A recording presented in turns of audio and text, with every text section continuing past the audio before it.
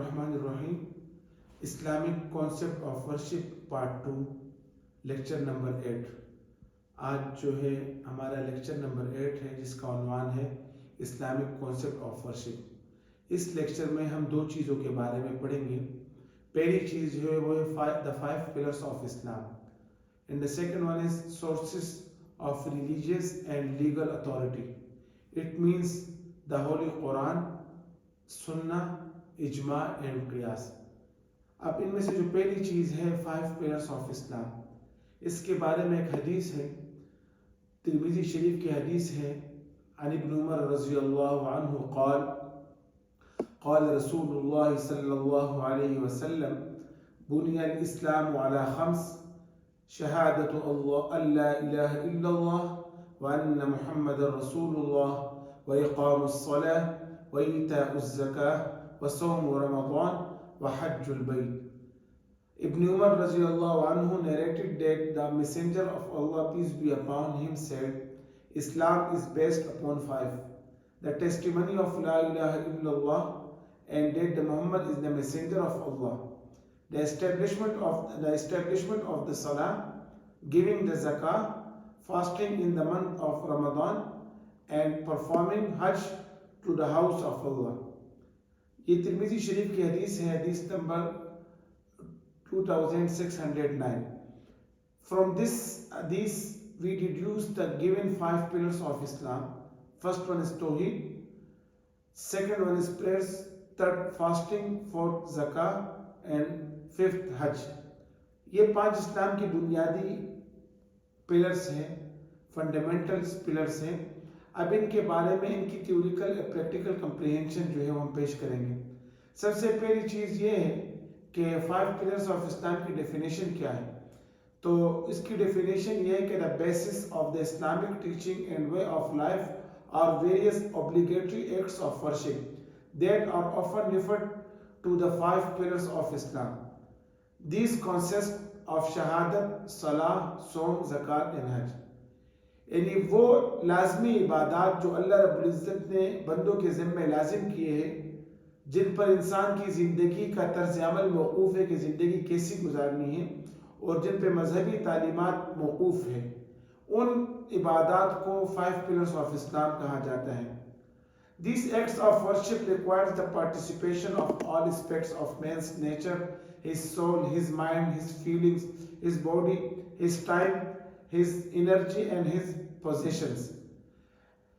5 pillars of اسلام یہ وہ عبادات ہیں جو آپ سے ان کی کچھ کسی بھی انسان سے ان کی کچھ ریکوائرمنٹ ہے۔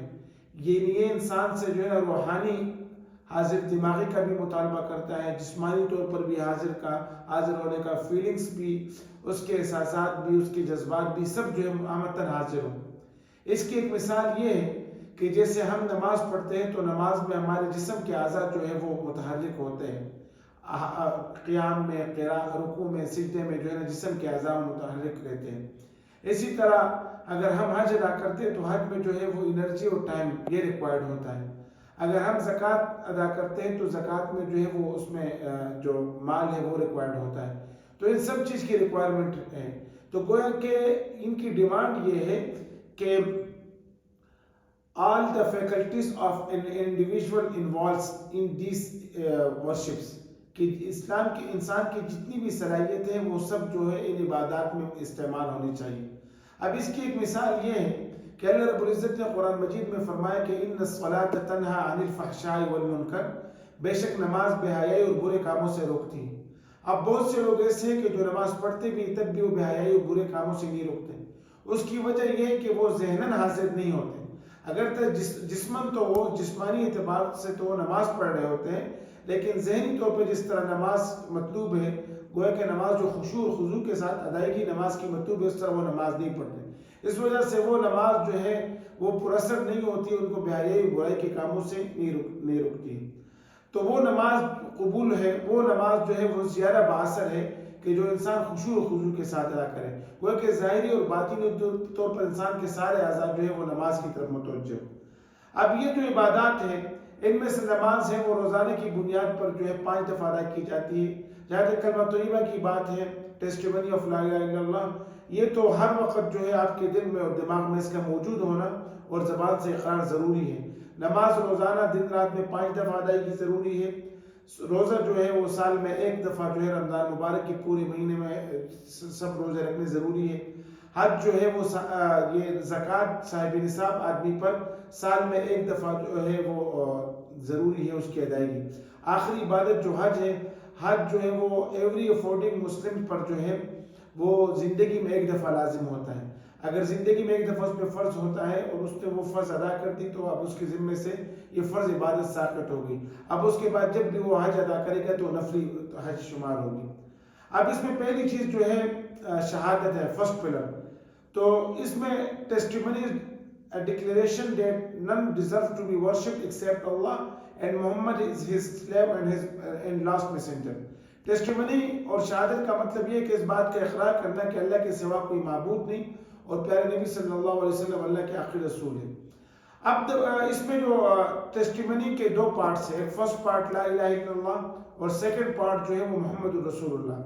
The first part of the declaration attests not only the oneness and uniqueness of Allah but also attests a constant theme of the Holy Quran۔ کہ کلمہ طیبہ کا جو پہلا پارٹ ہے لا الہ الا اللہ، یہ نہ صرف یہ کہ اللہ کی وحدانیت کو اور یکتانیت کو ثابت کرتا ہے بلکہ اس کے ساتھ ساتھ یہ قرآن مجید کی ایک جو بنیادی موضوع ہے، ایک امپورٹنٹ تھیم ہے، اس کو بھی ثابت کرتا ہے۔ قرآن مجید میں عموماً 3 موضوعات کو ڈسکس کیا گیا ہے۔ ان میں سے پہلا موضوع توحید ہے، دوسرا موضوع رسالت اور تیسرا موضوع جو ہے ایمان بالآخرت۔ تو یہ کلمہ طیبہ کا جو فرسٹ پارٹ ہے یہ جو اسلام کا قرآن کا جو بنیادی موضوع توحید اس کو بھی ثابت کرتا ہے۔ اسی طرح the first part of testimony is repeatedly mentioned as the basic principle of Islam and of all revealed religions۔ جو کلمہ طیبہ کا پہلا پارٹ ہے یہ صرف اسلام کے ساتھ خاص نہیں ہے بلکہ جتنے بھی ریویلڈ ریلیجنز ہیں، الہامی مذاہب ہیں، سب میں یہ پہلے پارٹ کے طور پر جو ہے نا یہ مستعمل ہے۔ جیسے یہودیوں کا کلمہ یہ تھا کہ لا الہ الا اللہ موسیٰ کلیم اللہ، عیسائیوں کا کلمہ یہ تھا کہ لا الہ الا اللہ عیسیٰ روح اللہ، اور مسلمانوں کا اسلام کا کلمہ یہ کہ لا الہ الا اللہ محمد رسول اللہ۔ This declaration is also signifies the oneness of lordship۔ کلمہ طیبہ جو ہے یہ ایک رب کی اہمیت کو بھی واضح کرتا ہے کہ چونکہ ہمارا رب ایک ہے اور اسی کی ہمیں عبادت اور بندگی کرنی ہے، تو ایک ذات کی عبادت کا یہ فائدہ ہے کہ ہمیں ہمارے سارے مسائل وہی سے حل ہوں گے، ہمیں اسی کی طرف رجوع کرنا ہے۔ جس طرح ہندوازم میں 3 گاڈ کا کانسیپٹ ہے، کرسچینٹی میں جو ٹرینٹی ہے، اب جب مختلف معبودان ہوں گے تو آپ کو ہر ایک کے پاس اپنے مسائل کے لیے جانا ہوگا، جبکہ مسلمانوں کو صرف ایک اللہ رب العزت کے پاس جانا ہوتا ہے۔ اب the second part of Islam, the second pillar of Islam is prayer۔ جو اسلام کا دوسرا بنیادی رکن ہے وہ نماز ہے۔ نماز ایک مسلمان پر، ایک ایڈلٹ مسلم پر دن رات میں 5 دفعہ نماز فرض ہے اور یہ ایک بنیادی عبادت ہے۔ پیارے نبی صلی اللہ علیہ وسلم نے فرمایا، یہ مسلم شریف کی ایک حدیث ہے کہ ان بین الرجل وبین الشرک والکفر ترک الصلاۃ۔ What stands between a man and disbelief is the abandonment of salah۔ یعنی ایک مسلمان اور کافر کے درمیان جو بنیادی فرق ہے وہ نماز کی ادائیگی کا ہے۔ یعنی چونکہ اس ایمان کا دار و مدار انسان کے اندرونی اعضاء پر ہے، ایمان جو ہے وہ دل میں ہوتا ہے، دماغ میں ہوتا ہے، تو وہ چونکہ اندرونی شے ہے وہ ظاہری طور پہ نظر نہیں آتا، تو آپ ایک ظاہری طور پہ ایک مسلمان اور کافر کے درمیان جو فرق کریں گے آپ وہ نماز کے ذریعے کریں گے۔ اب نماز کے بنیادی جو فائدہ یہ ہے وہ یہ ہے کہ صلاۃ is the central point of life of a Muslim without which he would not be able to maintain a strong and vital link with his Lord. نماز کا سب سے بڑا فائدہ یہ ہے کہ جتنے بھی عبادات ہیں اس میں ایک نماز ہی وہ عبادت ہے کہ جو رب اور بندے کے درمیان تعلق ہے، جس میں بندہ اپنے رب کے ساتھ براہ راست باتیں کرتا ہے۔ اب اگر آدمی نماز نہیں پڑھتا تو گویا کہ اس کا اپنے رب کے ساتھ رابطہ منقطع ہو جاتا ہے۔ اسی طرح نماز کا ایک فائدہ یہ ہے کہ نماز جو ہے وہ انسان کو اندرونی طور پہ پاور دیتی ہے، اس پاور کے ذریعے جو ہے انسان گناہوں سے بچتا ہے۔ تو جب نماز انسان نہیں پڑھتا تو اندرونی قوت انسان کو حاصل نہیں ہوتی۔ اب تیسرا ستون جو ہے وہ فاسٹنگ، روزہ۔ اسلام signifies fasting as a protecting shield and that may guard you against evil۔ کہ اسلام جو ہے وہ اسلام میں روزے کو بڑی اہمیت حاصل ہے. پیارے نبی صلی اللہ علیہ وسلم کی حدیث ہے کہ الصوم جنۃ، روزہ ڈال ہے، گویا کہ روزہ آپ کو آپ کے سب سے بڑے دشمن شیطان سے محفوظ کرتا ہے. اور روزے کی جو سب سے بڑی مطلب جو خاص فائدہ ہے، the keynote of fasting is self discipline and self control. روزے کا ایک فائدہ یہ ہے کہ روزے کا فائدہ یہ کہ روزہ جو ہے یہ انسان کو ڈسپلن اور کنٹرولنگ سکھاتا ہے. سیلف ڈسپلن بھی ہے، سیلف کنٹرولنگ بھی ہے. سیلف ڈسپلن کس طرح ہے؟ وہ اس طرح ہے کہ ایک شخص ہے وہ صبح کی اذان سے پہلے وہ ساری چیزیں کھانا پینا سب کچھ کرتا ہے، جیسے ہی اذان شروع ہو جائے وہ سب چیزیں چھوڑ دیتا ہے. اب یہ ایک ڈسپلن کو فالو کر رہا ہے. اسی طرح مغرب کا وقت ہے، ساری چیزیں دسترخوان پہ موجود ہے، لیکن جب تک مغرب کی اذان نہیں ہوتی وہ کوئی چیز کھا پی نہیں سکتا، اور جیسے ہی اذان شروع ہو جائے تو سب وہ کھانا پینے شروع کر دیتا ہے. اب سیلف کنٹرولنگ کیا ہے؟ سیلف کنٹرولنگ یہ ہے کہ خالی گھر میں بیٹھا ہے، رمضان مبارک کا مہینہ ہے، ساری چیزیں موجود ہیں، ہر چیز کھا سکتے ہیں پی سکتے ہیں، لیکن نہیں کھا رہے ہیں کیونکہ اس ذات کا خوف ہے دل میں. اسی طرح روزے کا ایک فائدہ یہ ہے کہ by fasting the reach undergo an experience which makes them aware of the condition of the poor and hungry and instills in them a desire to help the poor. It enables the rich to thank Allah for the bounties bestowed on them. روزے کا ایک فائدہ یہ ہے کہ چونکہ روزے سے امیر لوگوں میں ایک احساس پیدا ہوتا ہے، وہ پورے دن پیاس اور بھوک کو برداشت کرتے ہیں تو ان کے اندر غریبوں کا احساس پیدا ہوتا ہے اور وہ غریبوں کی مدد کے لیے تیار ہو جاتے ہیں.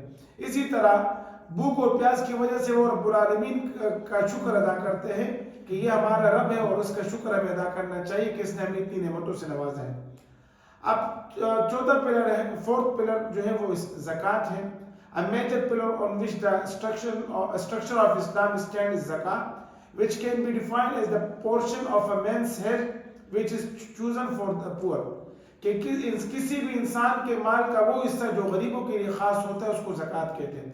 زکوٰۃ کا جو لفظ ہے یہ عربی ورڈ جو ہے زکاة سے لیا گیا ہے. اس کے دو میننگ ہیں، ایک ہے انکریزنگ اور the second one is purification.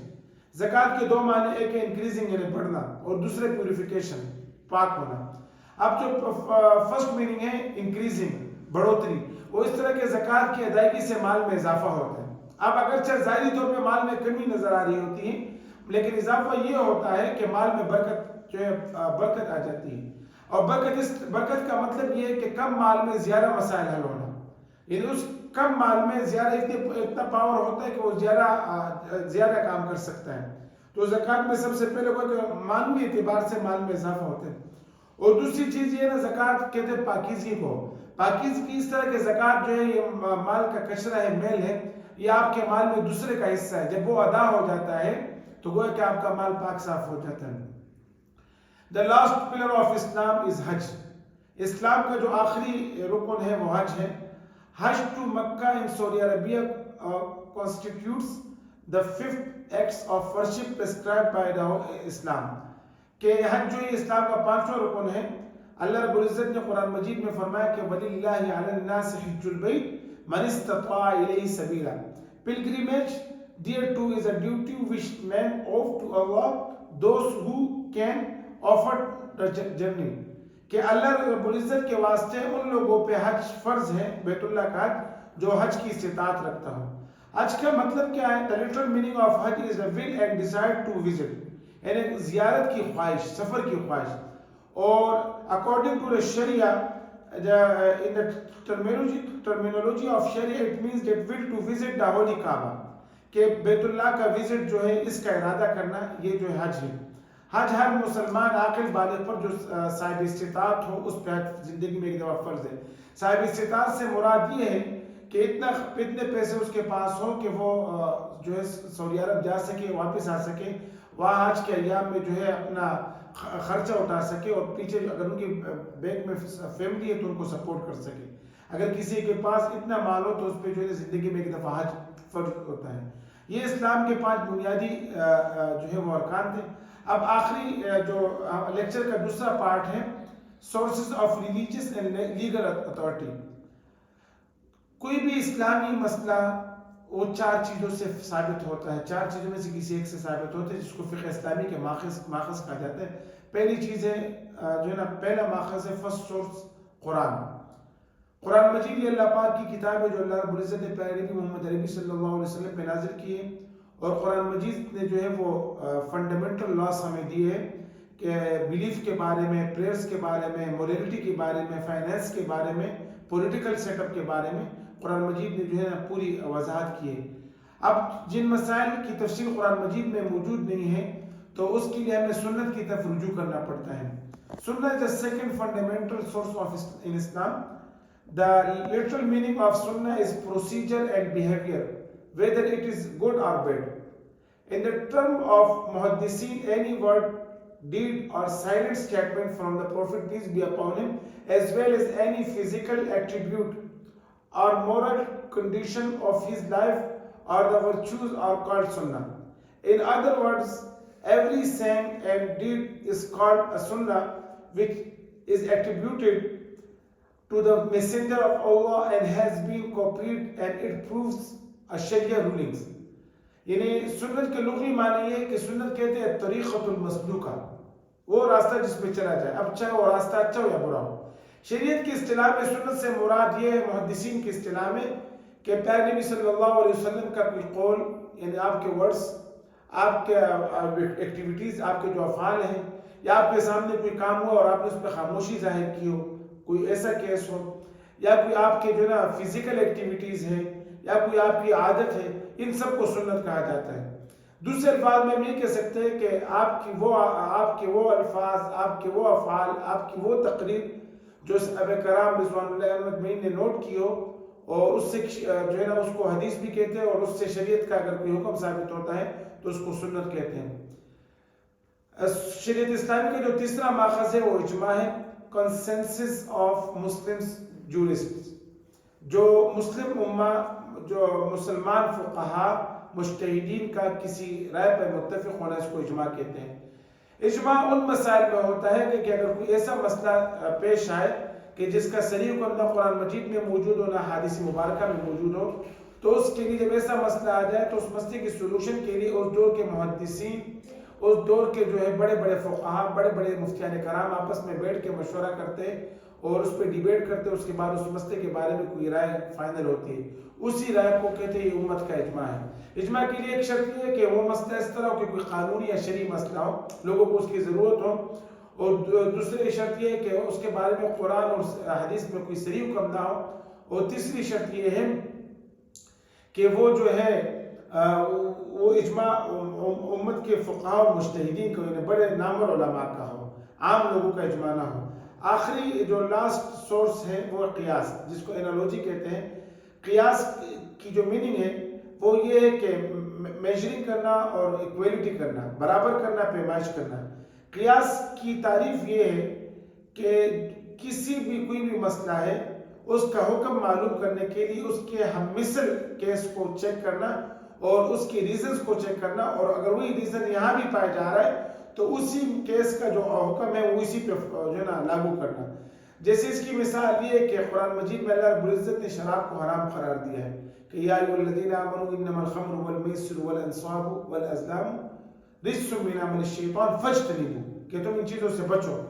اب شراب کی جو حرمت ہے، اس کی جو علت ہے، ہمیں بہت تلاش کی گئی تو وہ نشاور ہے، ایسی نشاور چیز ہے جو انسان کی عقل کو بالکل مغلوب کر دیتی ہے۔